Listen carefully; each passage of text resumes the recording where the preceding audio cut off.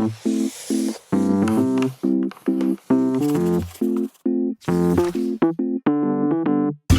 right, well, good morning, everybody.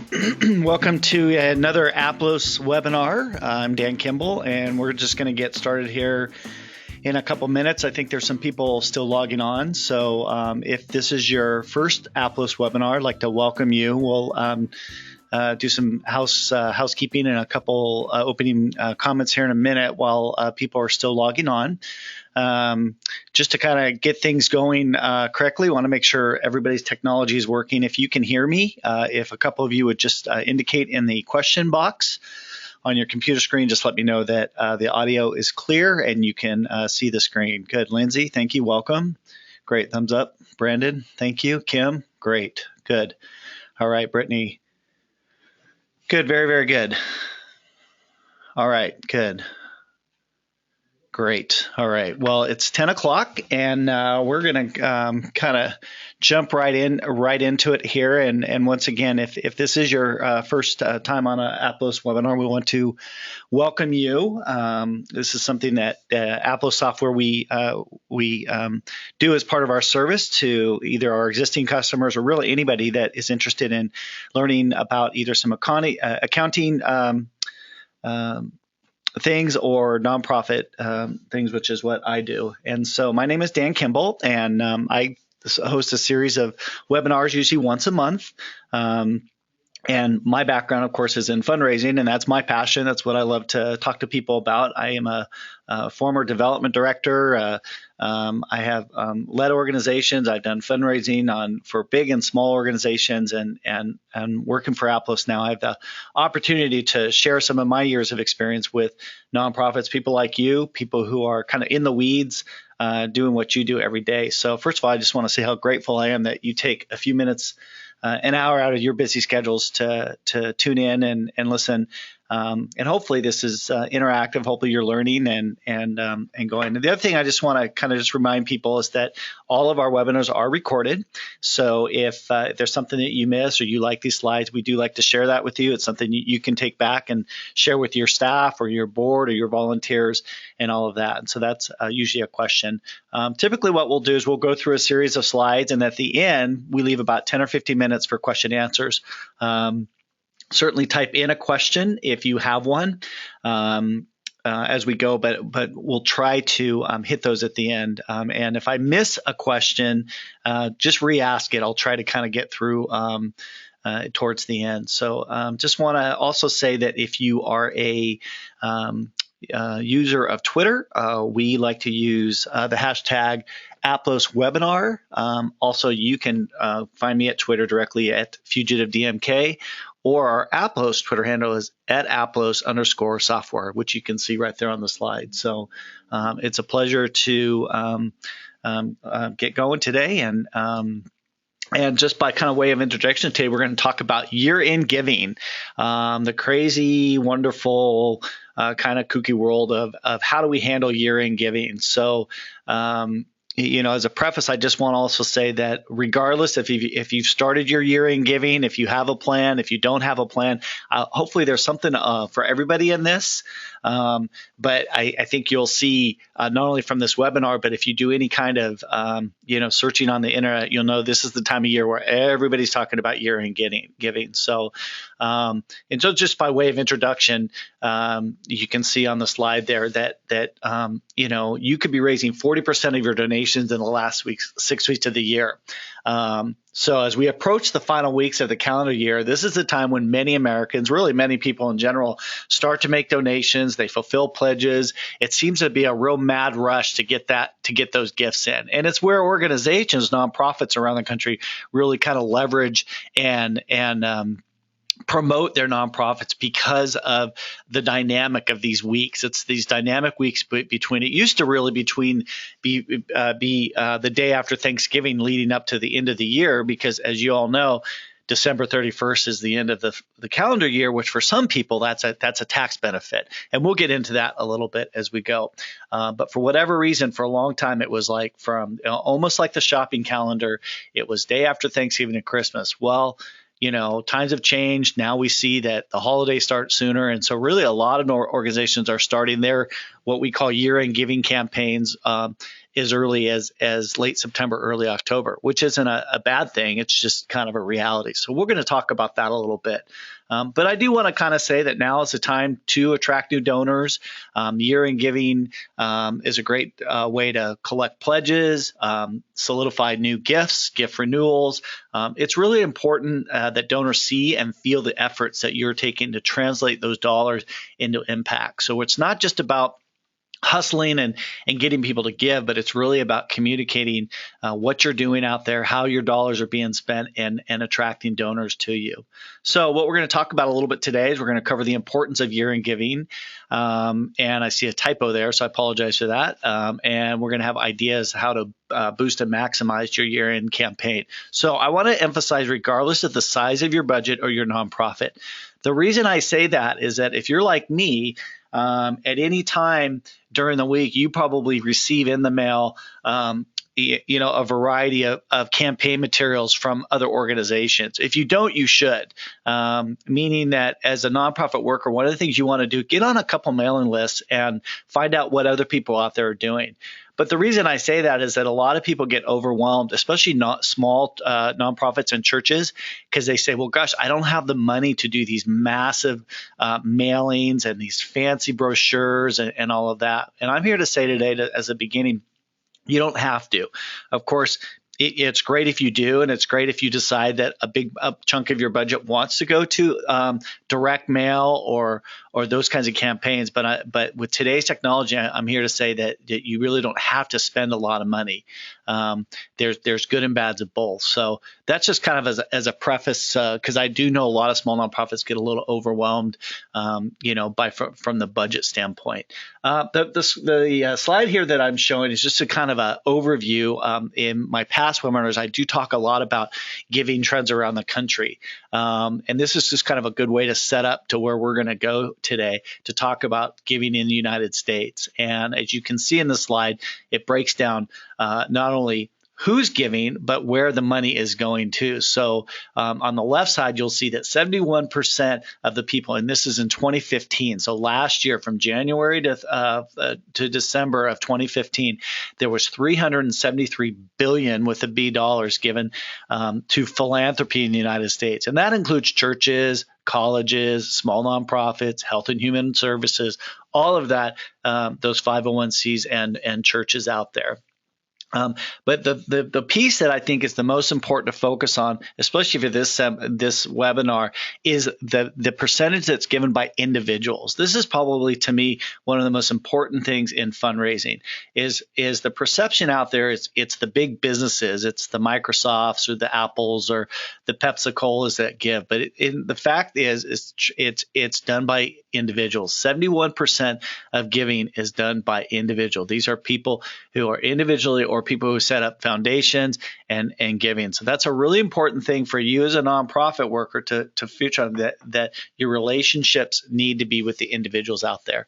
And then you can see kind of what's important. Religion, year in and year out, tends to always lead the pack. That number has actually gone down a little bit over the years. This is a report actually that Giving USA puts out every year, usually in the summer, around July or so. You can get this report for the previous year. And it kind of shows that how much is given, and you can actually get some really cool graphics and break it down a lot deeper than that. But this is just kind of an overview. So see where you fit in the particular areas. Are you religious? Are you education? Are you human services? It's just kind of an interesting thing. It also just kind of shows you what some of the priorities of the United States are. I also want to give some encouragement to, if you find yourself in the bottom tier of maybe you're an environmental organization, or you're an animal shelter, and you think, gosh, no one loves animals. It's probably not true. A lot of the larger organizations actually have, the budgets. The universities, as an example, they do great service in our communities, but they tend to have large staffs and large budgets to spend on fundraising. I know that because I came out of higher education prior to coming to Aplos. So that's just something to think about as we kind of wave our way through. But let's talk about statistics. First of all, there's this quote. I saw this while doing a little research for this webinar, and I never saw the source, so I apologize for that. But the holidays are a time to be thankful for what you have and give to those who need it. I thought that was kind of very appropriate to the season as we start to get into what we call the holiday season and the year-end type of thing. And there's some amazing statistics out there for fundraisers that you need to be aware about. For example, more than 174 million adult Americans plan to give money to charity between Thanksgiving and year-end. Think about that. 174 million people plan to give to some kind of charity. We're talking about 6 to 7 weeks of the year and that many people. Between 35 and 42% of online giving happens in November, December. About 40% of online gifts are made in December. That's huge. Giving in December, this is one that I see all the time. Giving in December brings in about a third of the fundraising dollars. And that's not necessary for one organization, but that's for all the organizations. So a third of fundraising that happens in December. That's pretty amazing. And so you can see that based on these statistics, that's an incredible focus and why we decided to talk about year-end giving. More than 20% of all giving for the entire year occurs in the last 48 hours of the calendar year. And you can maybe test that in your own organization. How many people decide the last week of December to kind of dump in those last gifts, whether it's online or in the mail? And there's various reasons for that, and we'll talk about that as we go a little bit. Just a few more other statistics. I'm a big data guy. I think data can tell you a lot about not only your own organization, but actually kind of help you measure. It's a measuring stick for what's out there and what opportunities might be left on the table. Once again, I just want to say that if you are if you like Twitter and you're active on Twitter, make sure you use the hashtag Aplos webinar, or you can also give us a shout out at Fugitive DMK. That's FUGATIVE DMK. Donors are projected to give through a variety of channels this holiday. We'll talk about channels in a couple of minutes, and what that basically means is that's we'll talk about that. Volunteers are twice as likely to donate than non-volunteers. This is an opportunity we've talked about in other webinars, and we're going to re-emphasize this. And let's just drop down the bottom. You can read a couple of these other ones on your own, but the bottom number on this slide, which is the number of organizations, 22% will contribute to just one organization. 55% will spread these are individuals. 55% will spread their contributions across to 2 or 3 organizations, and 23% will give to 4 or more nonprofit groups, meaning that a lot of people during the holidays will give to multiple charities or nonprofits, including churches. So this is a really important thing. So as you sit and you look at your year end, and not to get overwhelmed by what the other guys are doing, but more look at the opportunity right now that you have. So what are the benefits of having a year-end giving program? Because some people actually don't have one, but there are lots of benefits. The statistics I just went over kind of show that. First, the holidays tend to inspire people to give. There's just something in the air. You might really be able to relate to that. There's kind of that good feeling, that goodwill. Everything from the Salvation Army folks that are ringing the bell to, I even know people in the food service industries say that tipping goes way up, believe it or not. And it's just there's just for whatever reason, our culture between the holiday music and the lights and everything that goes on, it just seems to be a natural time for giving, and people become more aware. You can tune into any Hallmark special movie, and there's always something about giving. Donors are sometimes seeking last-minute or year-end tax deductions. This is a really important part of year-end giving. Now, I would say as a fundraiser that for the most part, I don't think people in general give just for the tax reason. But I will say in December, that is when it becomes aware. There's a lot of people that, they realize they need to give a little bit because at the advice of their own financial planners, or they realize maybe, it's that time. So tax deductions do become important part of why we see some spikes in December giving, especially if you're an organization that accepts stock transfers or stock kind of gifts. We see a lot of nonprofits will see that happening then. Donors might have leftover in their philanthropic budget. So I find this especially true for businesses. A lot of corporations, they have giving programs, and what happens is that they budget it out, and then in November, December, they'll realize that for whatever reason they might have leftover. So it's a real good time to keep your ears open and be listening and talking to some of your corporate partners about those kind of opportunities. Because some organizations have what they call a use it or lose it on their budget, so they need to get rid of that money. So that's really important. Or families, people that have family foundations, or as a family they might be planning and they realize, hell, well, for whatever reason they might have a little bit of leftover. Year-end donations tend to be larger than gifts made during the year. And actually, statistics will show you that even including in times of disaster or crisis response, meaning that, after hurricanes and floods and, those kinds of things, that giving still tends to be larger in general. And that's the average gift size at the end of the year. Another benefit of having a year-end program is it's really an excellent tool to tell donors how past gifts were used. It's a great way to highlight your success. It kind of becomes almost an annual report. Though some people have a true annual report, it's a great way just to let people know what's going on with your nonprofit or your church or your ministry.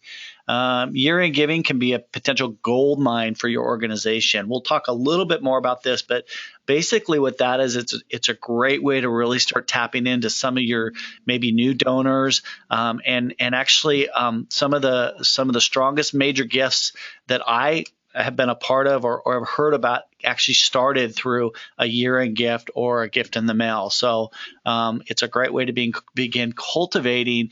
For example, suppose that you get a new gift of $150 from somebody you've never seen or know of before. What's the follow-up program for that person? That $150 gift could be your next, $500, $10,000, $25,000, or even planned gift for your organization. So there's tons of benefits. So again, I want to encourage you, if you don't have a year-end giving program, get one going. We're going to talk about some real practical ways to get one going ASAP. You don't have to consider this year a wash. And if you do have one, keep it going and share us some of your successes as we go. We already have a question about will the slides be available? Absolutely. So typically what happens within about 24 hours of the Aplos webinars, we will send you an email if you attended this webinar with a link, and this webinar and the slides are made available to you. So I'm glad you asked that question. So who are some of the types of donors that we're talking about when you're doing a year-end program? Well, first, there's of course your annual donors. These are people that are donating on an annual basis. These are people that like to once a year indicate they want to keep giving. So that's a great target. So when I say types of donors, these are some of the target groups you're going after in your year-end giving. Well, new prospects. So who are some people that maybe you've collected some names over the year? Maybe somebody expressed interest in a program, and you got their contact information into your database, and I'm hoping you all have a database of some kind, and we can help you address that. But new prospects are a great way to introduce to your organization through a small end-of-the-year gift, or people that you're targeting out there.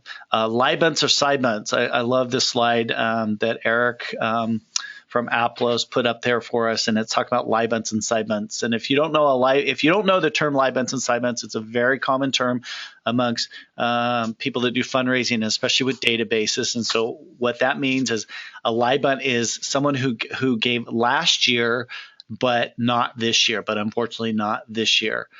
So for example, 2016, and maybe they gave in 2015, but you have not yet seen their gift this year. A side bunt is they gave some year, but unfortunately not this year. So maybe they gave in 2012, 2010, or 2010.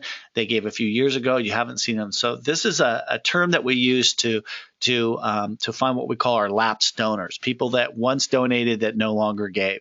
And it's a very big strategic area in fundraising. It's something that we'll probably do more about specifically on these in our webinars. In fact, our Aplos software gets into that a little bit in terms of lapsed donors. Other types of donors you're looking at is prospective major donors. So turning maybe an end of the year gift into a major donor, a great way as an introduction to somebody who has the capability to give more to your organization. And then finally, converting volunteers to donors. This is an area that a lot of nonprofits forget about, that volunteers actually make a great prospect to a potential donor, especially for a small end of the year gift, because for a volunteer, we're not asking them to give thousands, but even maybe $25 or $50 or a monthly contribution for a little while. It's a really great target, and we're going to kind of break down these a little bit more as we go. So let's talk a little bit about donation request channels, and what a request channel is. These are the ways in which you're asking people for money. So these are the kind of the most common things. And if you can see here, the photo on here, this is actually a very simple online giving page that was created actually using the Aplos software. It's a service that we have for our customers, that you can create your own customizable online giving page, which we'll refer to in some of the points down the road. Probably the most common way of end of the year giving is snail mail, or what we call direct mail.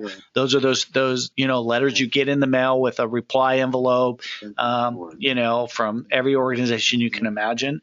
It's still actually a very common and very effective tool. It's very expensive, however.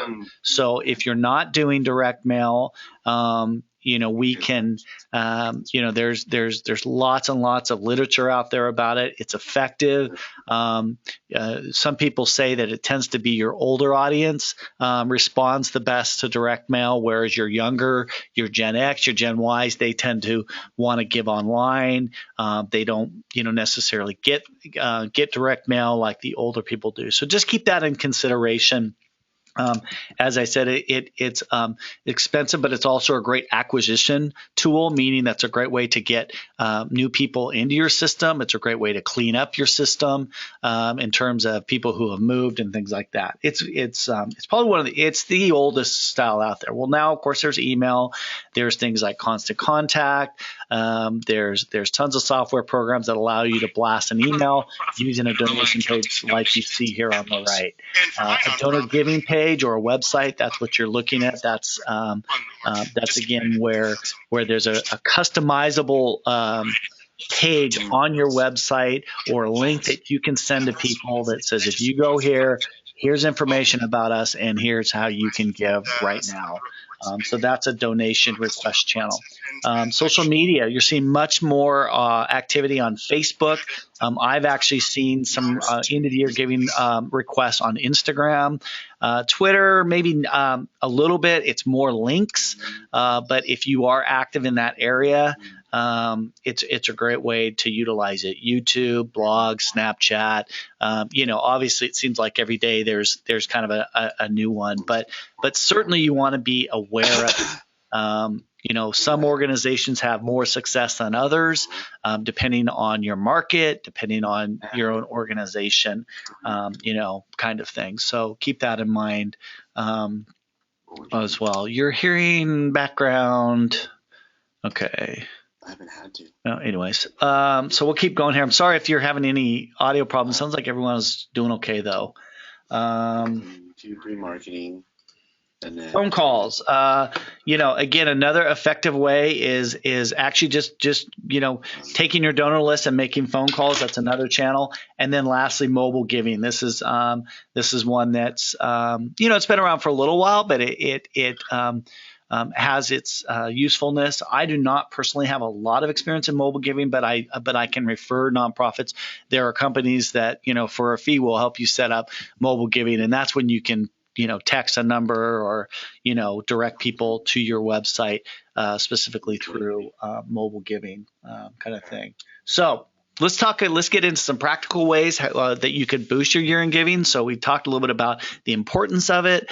We gave you some statistics. Now let's talk about, some real practical ways. Well, first of all, and I think the most important is to set a specific target or goal. We can call them a campaign. Some people will, again,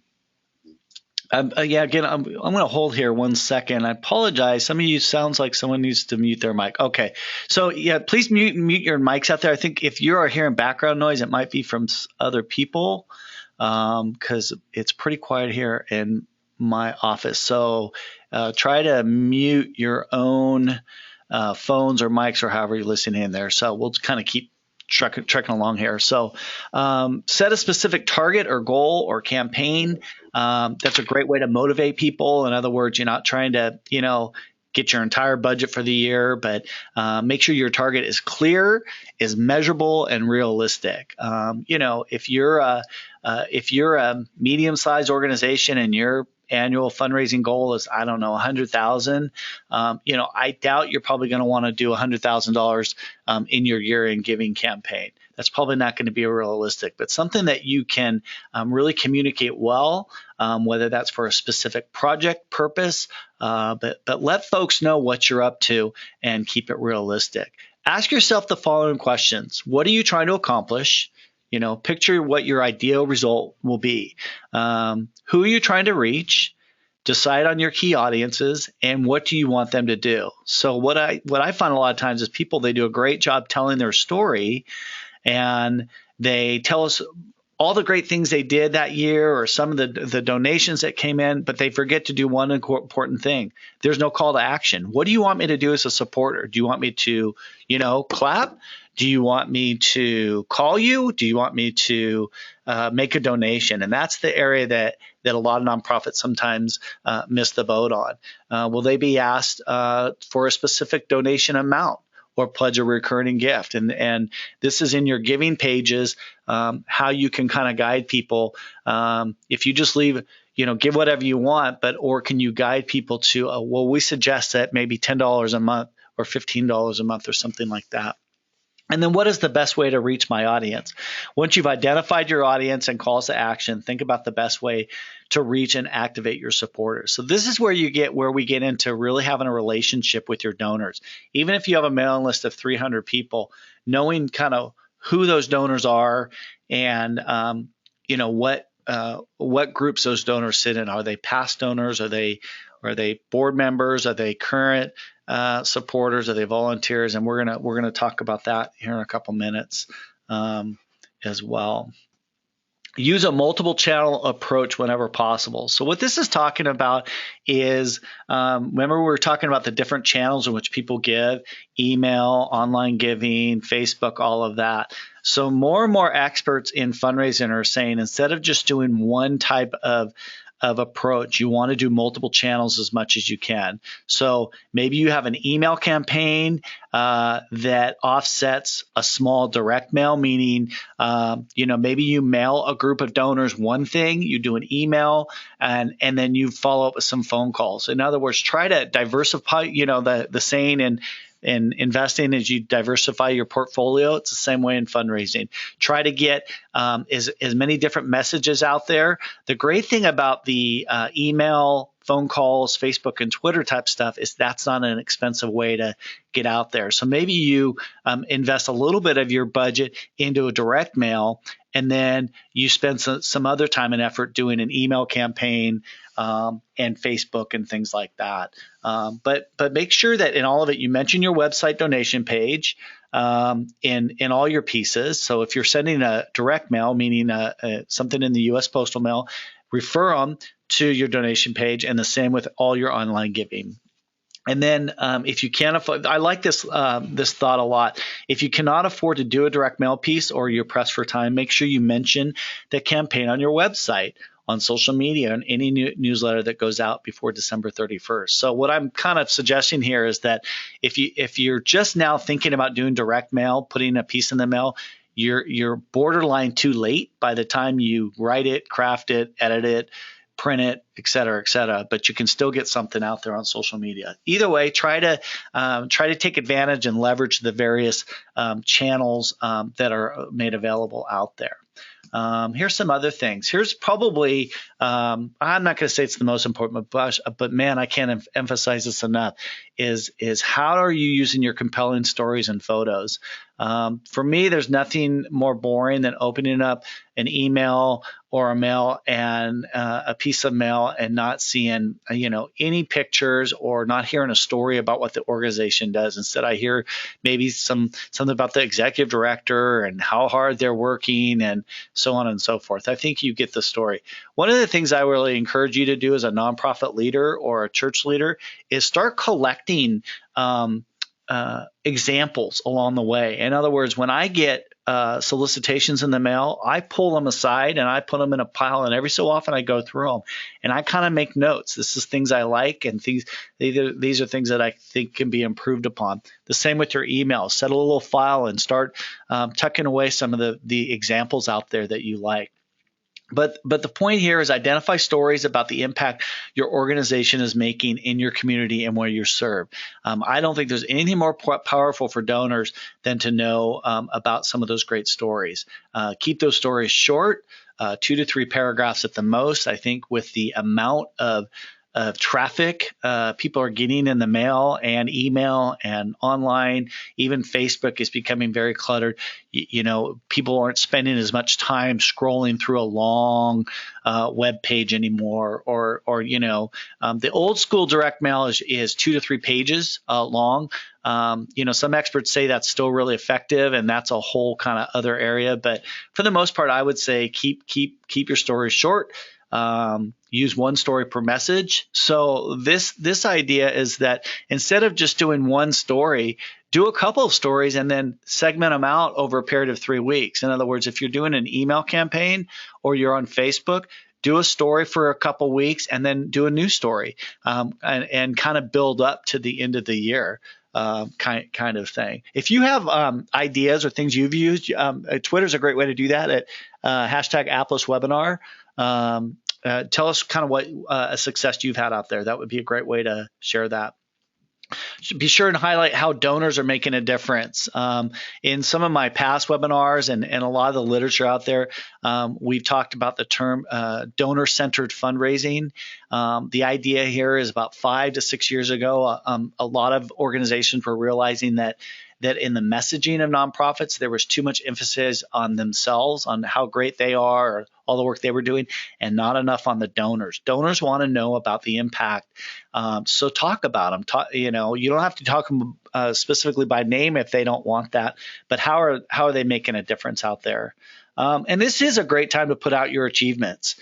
Your story should focus on the people you help and the memories you create for people who live and work in the community you serve. Now, this also applies if you're an organization that's located in one place and maybe you're doing work in another part of the country or even another part of the world.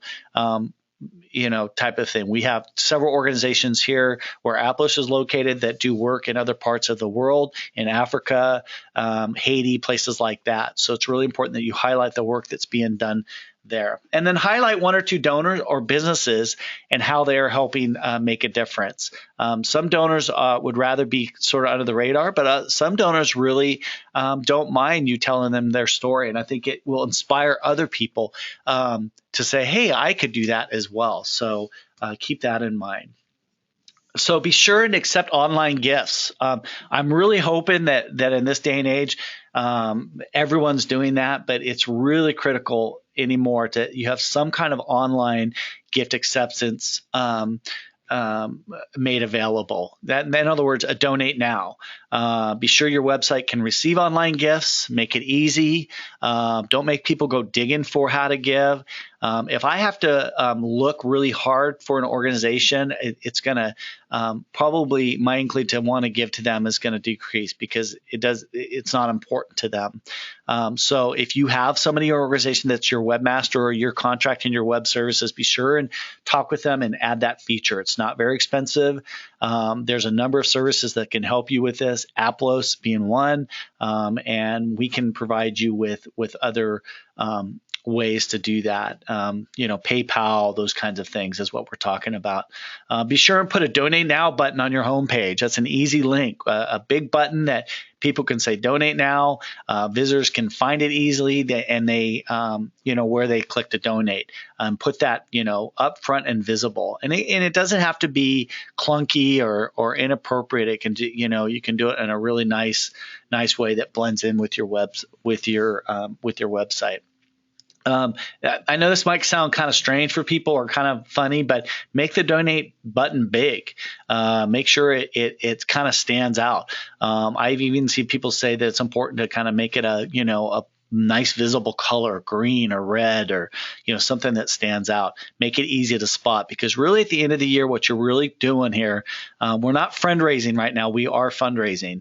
There are times when the approach might need to be a little softer, but at the end of the year, I think when we're talking about end of the year giving, we want people to give. So make it easy. And then lastly, it's really important that you test your online giving, especially right before you do a big campaign. Make a donation yourself. Make sure that your gift processing is all ready to go. All your steps are in place, from when somebody actually clicks that button or makes a donation, your credit card processing, your check receiving.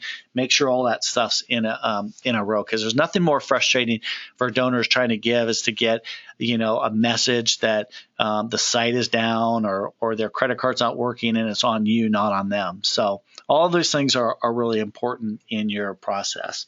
Couple other things. This is YearEnd Giving is a great way to clean up your mailing lists. There's a variety of steps in this. One is make sure you are reviewing both your email and regular mailing list. If you use both, some use one and not the other. A lot of organizations have an email and a regular mailing list, meaning that they're going to do, say, an email campaign, and they're going to do a separate regular mail.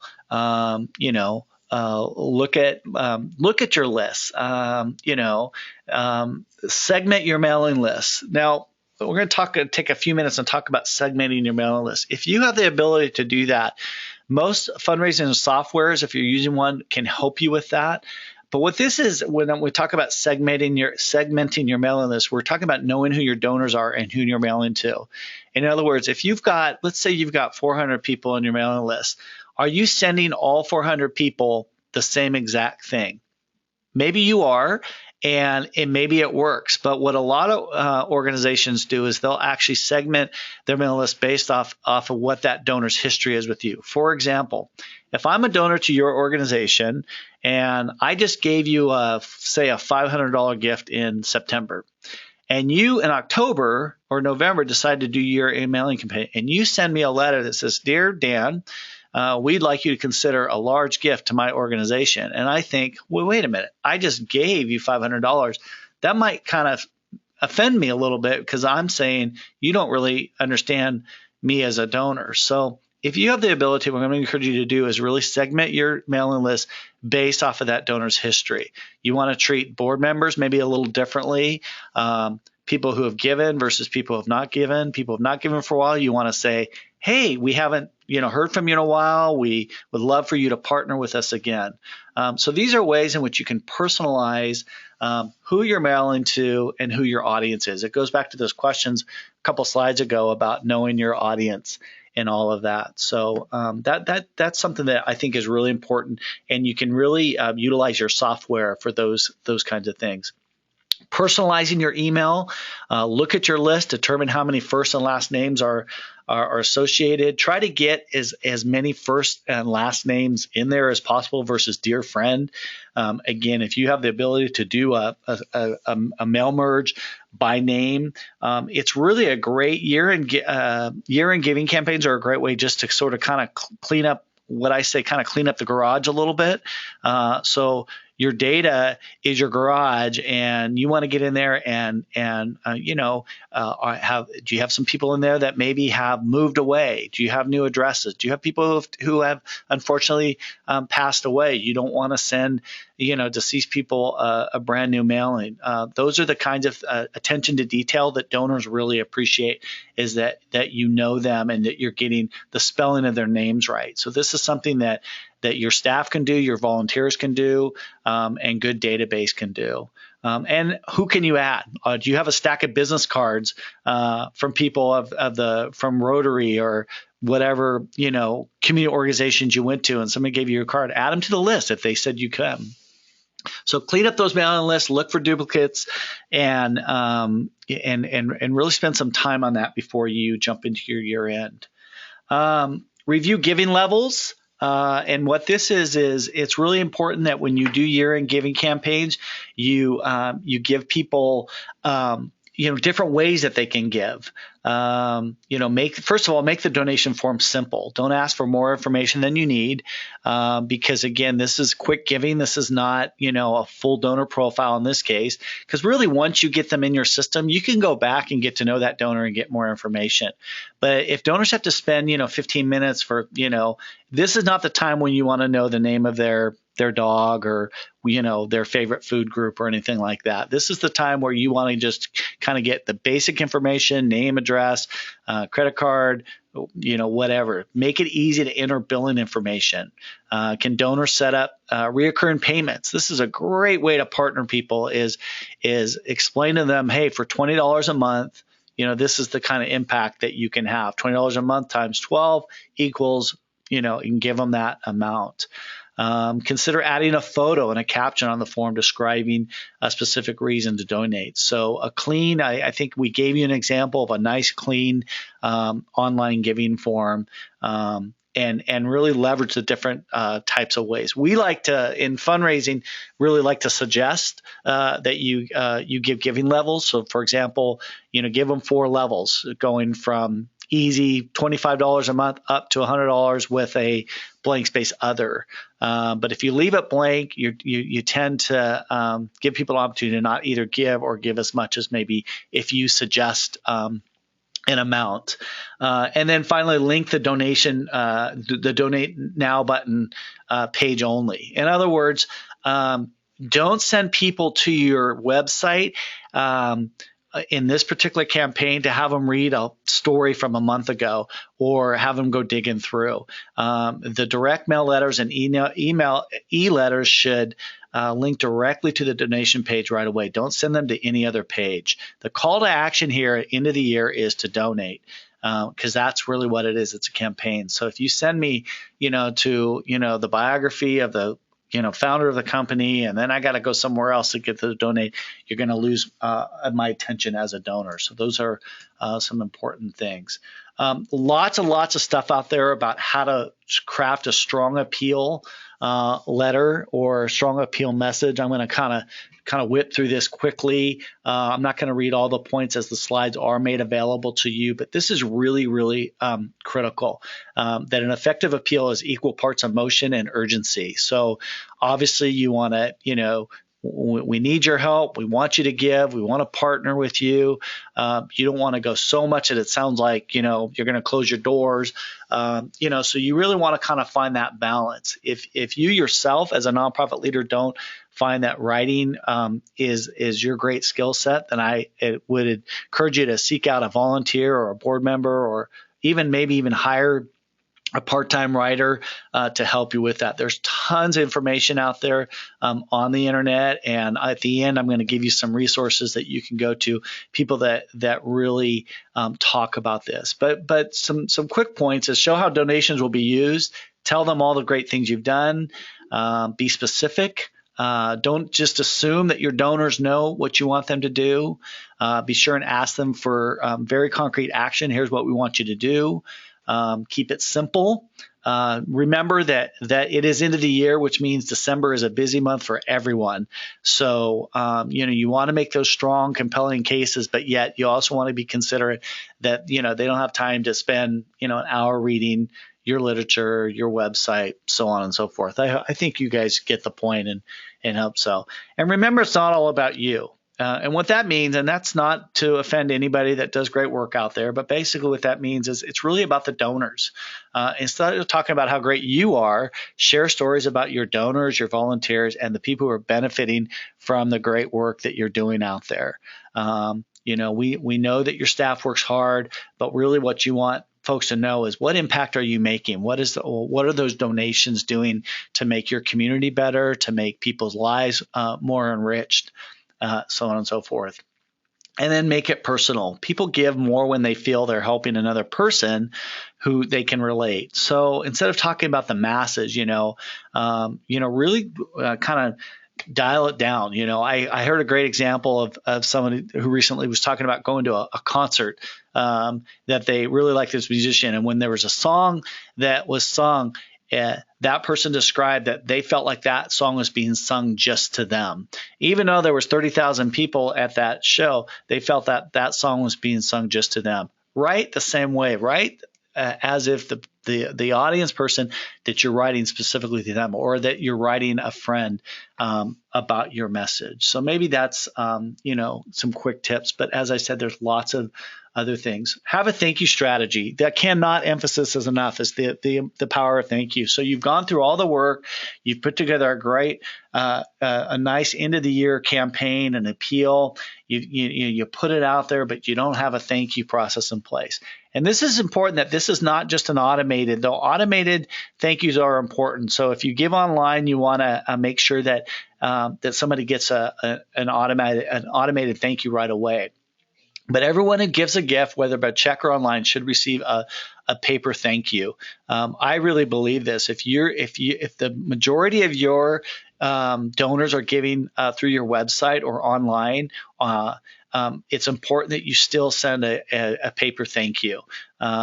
And I just think that's really important.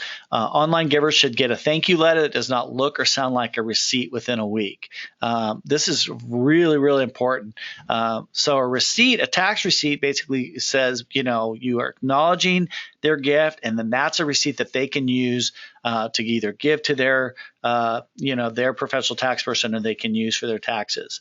Obviously there's some things, language IRS rules that you can get more information on. But after that, they also want to get another thank you that can be personalized. It can be from the executive director. It can be from a volunteer. It can be from the development director saying how much we appreciate you giving.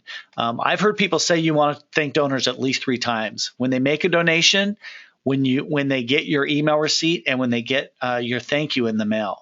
Assign a volunteer to send out thank you letters once a week during the last 6 weeks of the year. I think this is a great way just to kind of remind people you want to kind of stay on top, and you want people to feel that thank you. I don't think you can overthank people. You can overthank people if you're spending too much money on stuff. In other words, donors don't want fancy gifts and all of that. But I've yet to meet a donor who said, you know what, you're thanking me too much.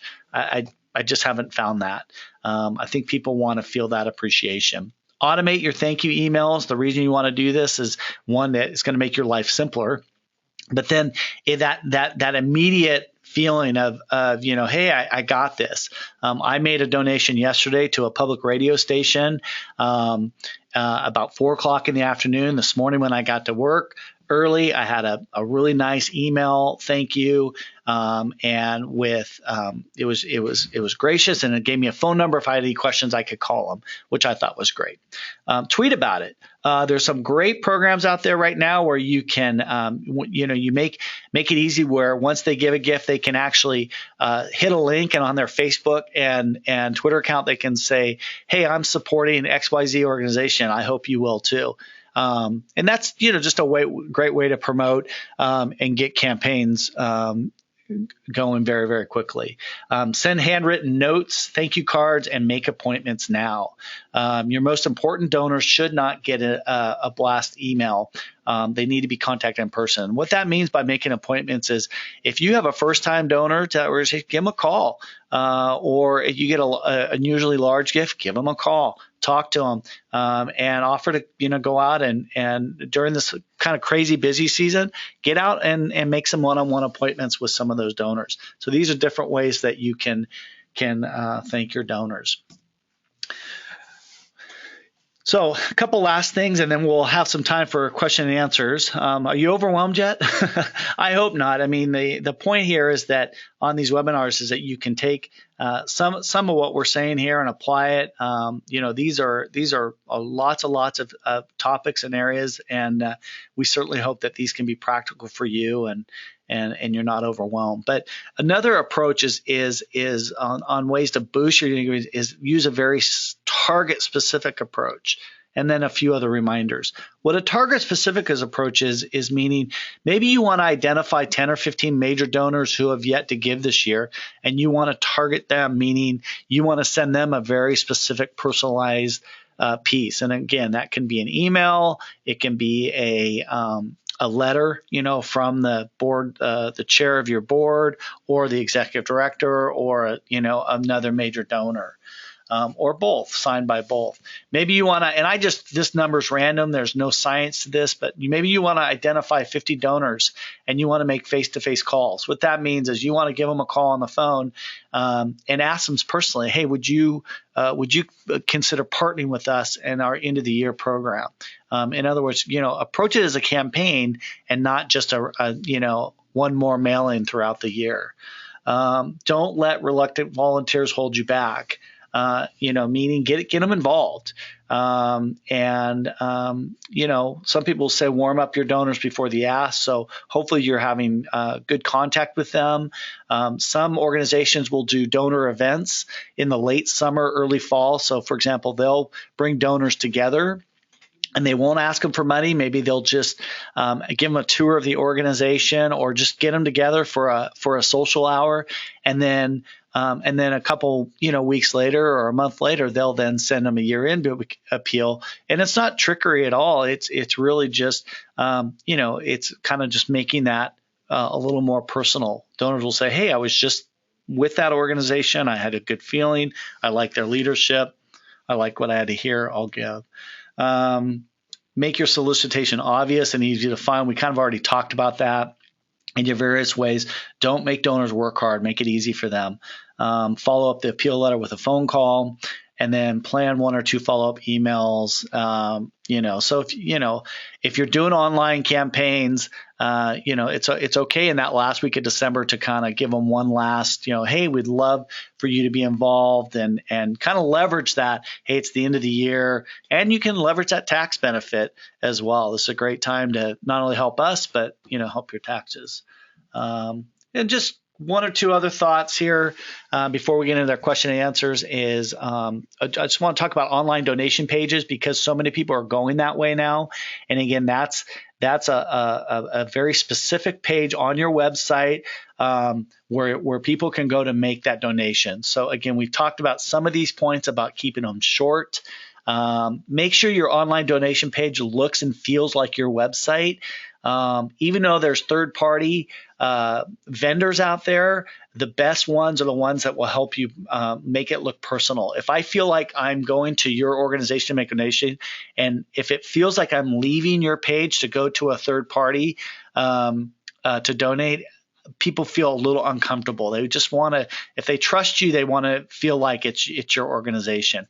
We talked about being concise, having copy, where the money goes, keeping things short, make it easy to read, go easy on the eyes, as they say, keeping your colors consistent. These things are really important because people feel like you took the time, that you're professional, and all of that. And then finally, provide a warm online thank you after the donation. So in other words, if you have an online giving program or an online donation page, you should have the ability to automatically send a quick, hey, thank you for your donation of $50. This is great. But then you can then get a notification to do a more personalized thank you down the road. And then finally, have that online donation page easy to share. In this day and age, you should be able to, encourage people to, share your page with their friends and family and all of that. So just kind of final thought on this, and then we're going to, answer any questions you have. I think you could probably tell by the beginning statistics how important year-end fundraising is. It should be an important part of your overall fundraising strategy. I've heard people even call it that for some nonprofits, it's kind of their Super Bowl. It's a big time of year for donors. It's a big time of year for nonprofits, and hopefully you walk away feeling maybe a little energized, not beat down. I do find, though, with all the hustle and bustle of the holidays, that many nonprofits start to gear down.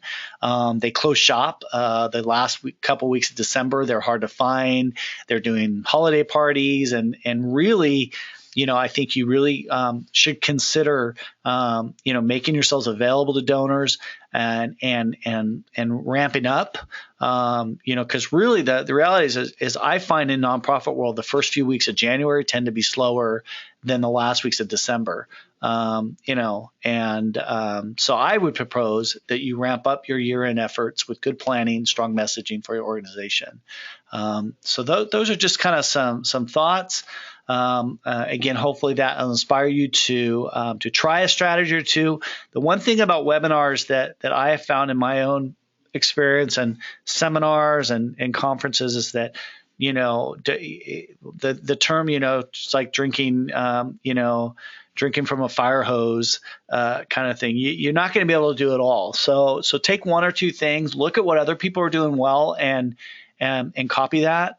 I find that fundraisers in general love to share success stories, and they want people to succeed. So if you're overwhelmed in your strategies, just, maybe take one or two things, try it this year, evaluate it, and then, kind of build from there. The biggest thing is planning. I can't emphasize that enough. If you start your year-end giving strategies in December, it's probably going to be a little tougher. Kind of thing. So here's some resources. These are some people that I really like right now, especially in this topic. That slide will be made available to you. So with that, we're going to kind of leave a few minutes for some questions and answers. If you like this webinar, you like this, my next one's going to be November 15th. We're doing a little earlier in November because of Thanksgiving.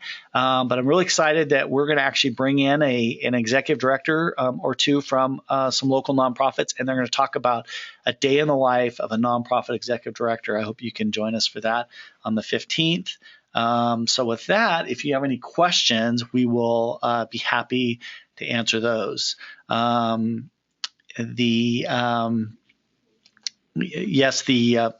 you for that question. Yes, the webinar will be made available. Yes, made available. So within about 24 hours of this webinar, you'll get an email. You can have a link to this. Did you see this question? Marilyn, which question was that? Let me go up, Marilyn.